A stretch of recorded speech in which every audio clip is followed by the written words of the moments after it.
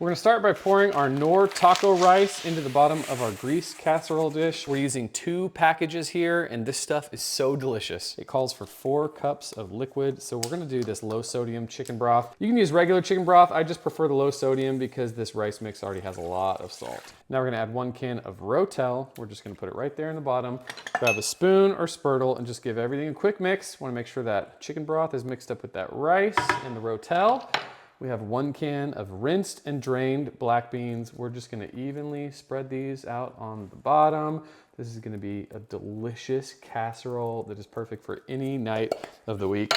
Now we have 2 pounds of trimmed and thinly sliced chicken thighs. I love to use chicken thighs here because they don't really overcook like chicken breast, but you can use whatever kind of chicken you want.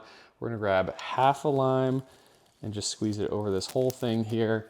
We're gonna use some garlic. I've got this garlic stuff. It is totally fine. We're gonna use the equivalent of 2 cloves. And we're gonna add a little bit of finely diced cilantro, not too much there. Now we have 1 package of this McCormick fajita spice. This stuff is really good. We're just gonna put this over the top. And if you are feeling wild, you can add a little bit of this stuff. We love the flavor of tequila lime chicken. We're gonna add half an ounce of that magic right there on top. Get in there with your hands, and we're just gonna incorporate everything, mix everything up. It's a lot easier with your hands this way, and that's why we have gloves on. And you guys, this tequila lime fajita chicken smells absolutely amazing. We're just gonna grab handfuls of it and sprinkle it over the top here. We wanna space out that chicken as much as possible.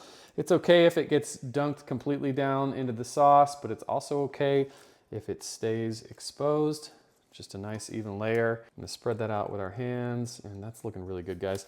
Go ahead and take my gloves off. We have an entire sliced white onion. I'm gonna go right on top with it. And nothing says fajitas better than onions and peppers, so we're gonna add some bell peppers.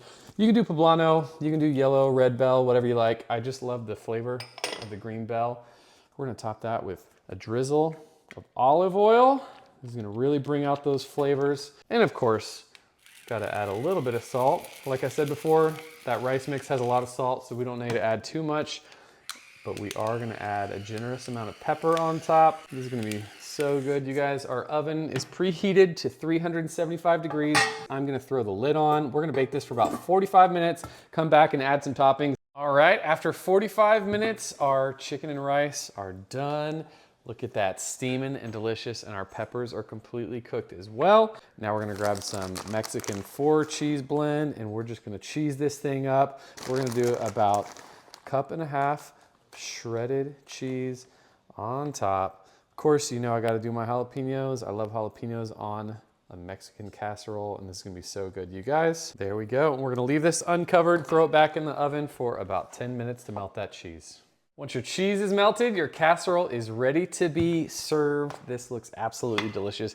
We're gonna grab our new Hermes plate, scoop out a large portion here. I'm gonna get some extra jalapenos in there, and I'm gonna serve myself a big portion. Look at that, you guys. Cheesy rice, chicken, beans.